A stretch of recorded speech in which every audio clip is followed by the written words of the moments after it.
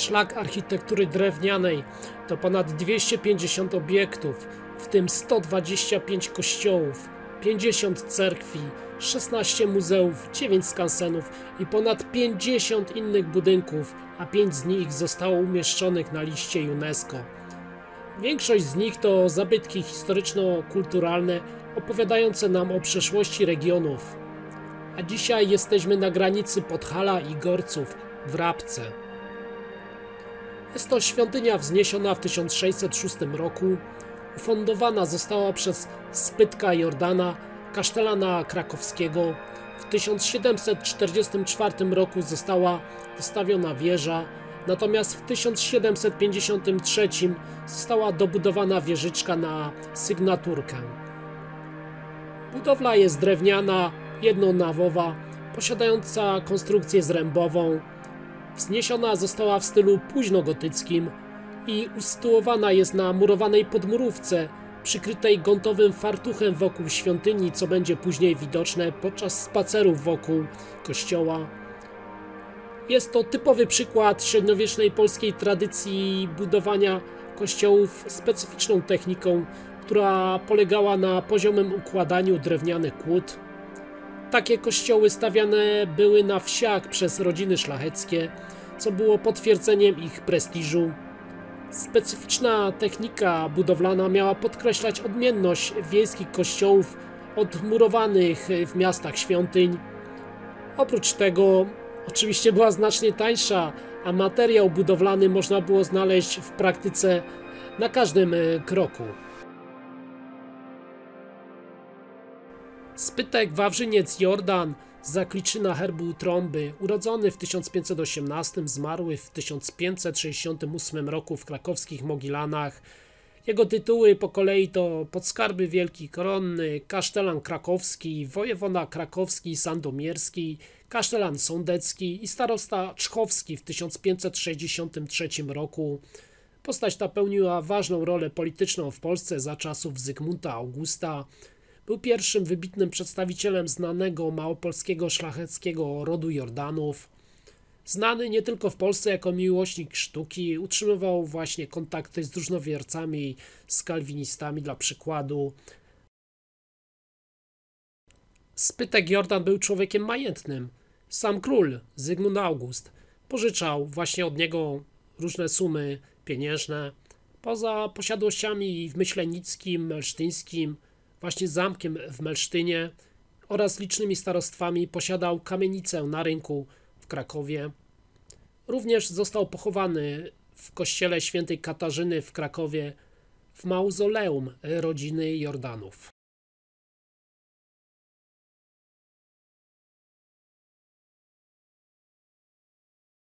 I rzeźba Władysława Orkana, patrona muzeum znajdującego się w środku kościoła, a w rogu nagrobki szlacheckich dziedziców z XIX wieku. No i myślę, że już najwyższa pora, aby wejść do środka świątyni. Dodam jeszcze, że same dęby i lipy zasadzono tutaj w 1637 roku.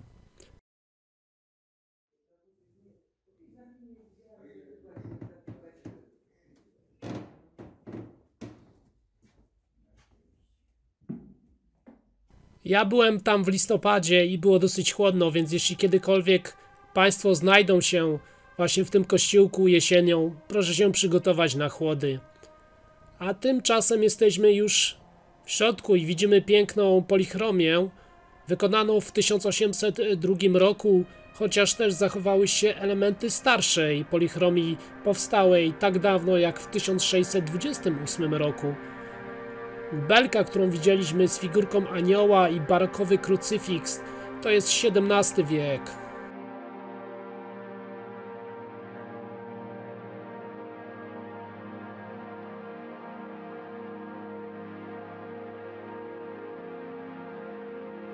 Również dalej 4 ołtarze boczne w stylu rokokowym, to jest rok 1778, a sama ambona w stylu późno-barokowym wykonana została w połowie XIX wieku.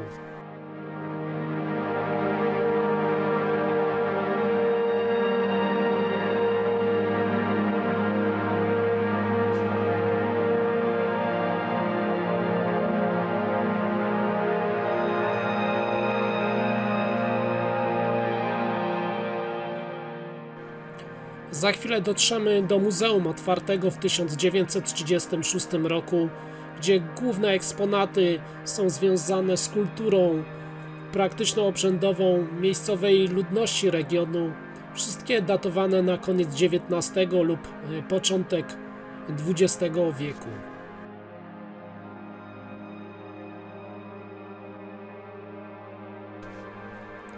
Jesteśmy w sali kapliczek.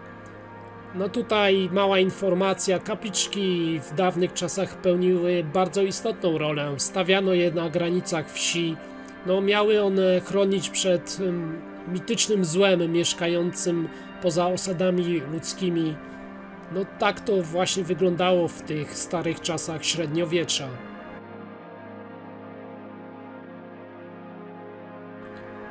I pora przejść do legendy o powstaniu kościółka w Rabce. No, w owych czasach ludność przesiągnięta była pogańskimi tradycjami. No to odpowiadało diabłu, który mieszkał nieopodal Rabki na górze Luboń. Cieszyło go, gdy mógł obserwować biedę mieszkańców wsi. I pewnego dnia Spytek Franciszek, no mamy tutaj zakorzenienie właśnie w prawdziwej historii, zwołał wiec mieszkańców wsi. Ustalono, że należy bronić się przed tym złem, okropnym biesem. No i w tym celu mieszkańcy postanowili wybudować kościółek, aby mogli się tam modlić i odpędzać mieszkające za wsią zło. A więc rozpoczęła się budowa. No diabeł, jak to diabeł, początkowo nie zwracał na to uwagi, ale kiedy jednak budowa postępowała, postanowił no on coś w końcu zrobić. Tymczasem w chwili przerwy proponuję jeszcze zwrócić uwagę na rokokowe organy wybudowane w 1778 roku. No jest to najcenniejszy zabytek kościoła w Rabce. Wracając do legendy, no diabeł przebrany za chłopa krążył wokół osady, przyglądał się budowie, no i w końcu zainteresował go młody Antek, ważna postać tej legendy, bo wspomniany Antek wykonywał opieszale niedbale swoje obowiązki. No i wieczorem, kiedy zakończono pracę, diabeł w przebraniu bogatego kupca napotkał powracającego z pracy Antka, zaczepił go i zaproponował niesamowite bogactwo za to, żeby nie dopuścił do ukończenia budowy. I Antek zgodził się, ale koniec końców nie wypełnił prośby diabła. Po kilku tygodniach prace zostały ukończone i od tej chwili mieszkańcy wsi spotykali się na wspólnej modlitwie. Antek też był zawsze obecny, bo w ten sposób jakby chciał odkupić swoje dawne grzechy, gdzie posłuchał diabła. Ów szatan planował jednak zemstę. Sprowadził na Rabkę ulewne deszcze. Doszło do ogromnej powodzi, co zresztą ma potwierdzenie w zdarzeniach historycznych. Woda wtargnęła do wsi, niszcząc wszystko na swej drodze. Kościółek został całkowicie zniszczony, a w miejscu, w którym stał, piętrzyła się wielka góra kamieni naniesiona przez wodę. No, mieszkańcy przez kilka dni wracali do wsi z okolic, gdzie skryli się przed tym właśnie niszczycielskim żywiołem spowodowanym przez czarta. Chwilowo diabeł triumfował, ale zwołano kolejny wiec, na którym chciano otworzyć kościół. No i postanowiono odbudować kościółek. Pracowano ciężko przez kilka miesięcy. Kościół tym razem był większy, zbudowany na solidnych fundamentach i otaczał go kamienny mur. A kamienia było pod dostatkiem, bo przecież naniosła go woda. Ten właśnie kościółek, no i otaczający go mur przetrwał aż do dnia dzisiejszego. No a co z diabłem? No diabeł, po raz kolejny jak to diabeł, przespał czas odbudowy. I kiedy opuścił swą kryjówkę, spostrzegł ze szczytu odbudowaną wieś. No rozzłościło go to niesamowicie. I natychmiast pochwycił w szponę ogromny głaz, wzbijając się w powietrze. Chciał zrzucić go na wieś. A gdy wzleciał ponad lasy Lubonia, nagle został oślepiony promieniami słonecznymi odbijającymi się od krzyża umieszczonego na dachu kościoła. Diabeł runął w dół ze szczytu, przygnieciony głazem, i na wieki już pozostał pod ziemią.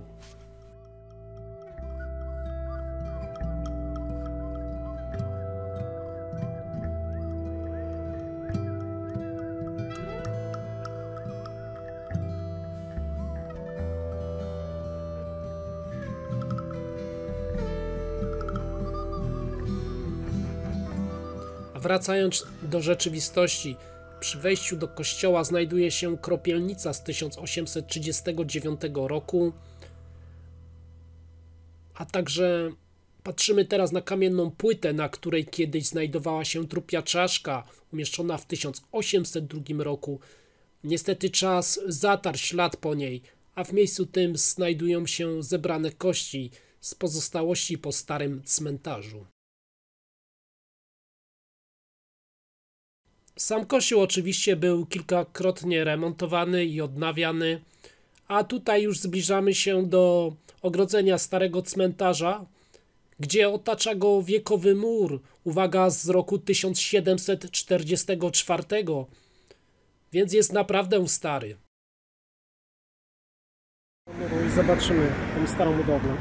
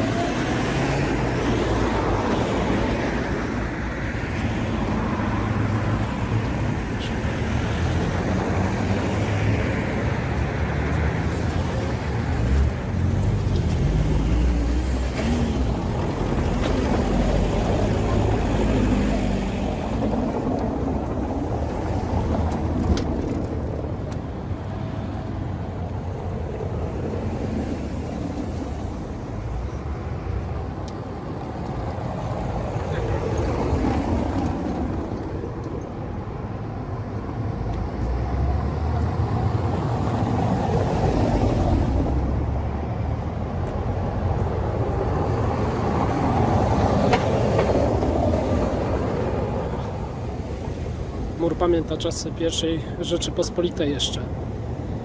No, więc nieźle, naprawdę.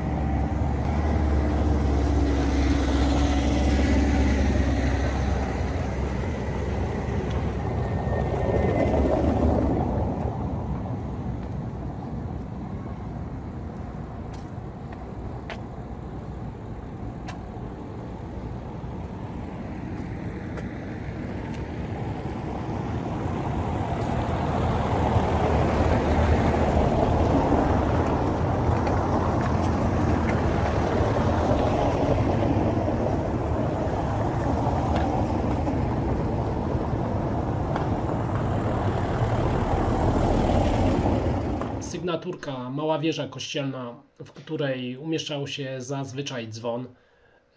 Tutaj jest to właśnie na obrazku pokazane. Kolejno 2, konstrukcja zrębowa, czyli ściana drewniana znana od czasów już prehistorycznych, nawet od neolitu. No nadal ta tradycja kontynuowana jest w rejonach Polski, gdzie występują te właśnie tradycje ciesielskie, takich właśnie dokładnie jak na Podhalu. Również tego typu domy często możemy spotkać na Ukrainie, Białorusi czy też Rosji. Ściana składa się z złożonych poziomo wieńców, belek drewnianych, łączonych w narożnikach na tak zwany zamek z ostatkami lub bez, a ostatki to wystające poza obrys budynku po prostu końcówki belek.